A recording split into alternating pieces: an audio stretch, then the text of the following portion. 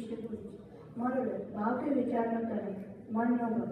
હાથી એટલે દુકાન કે બજારીનો રથ, વર્ષી દુકાનને હાથી કહે છે।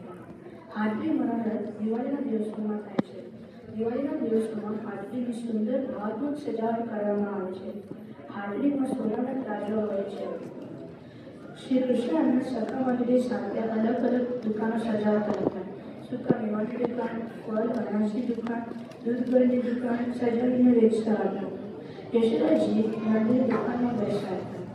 સાંજે માળા સજાવતા પછી ઠાકોરજી એમાં નાના નાના હાથથી દેવા, મીઠાઈ, ફળ જેવી વસ્તુ વેચતા અને ભક્તોને બોલાવતા। ભક્તો ઠાકોરજીના હાથે પ્રસાદ લેવા માટે તરતતા જતા હતા। ઠાકોરજી ભક્તોના હૃદયના ભાવ મીઠાઈ, ફળ અને દેવા જોઈને આપતા। આજ પણ આપણે ઠાકોરજીની લીલાની અનુભૂતિ કરવા માટે હાથની મનોરથ કરીએ છીએ। આ એક એવો ઉત્સવ છે જેમાં ઠાકોરજી ભક્તોને સામેથી બોલાવીને તેમના ભાવ મુજબ દાન કરે છે।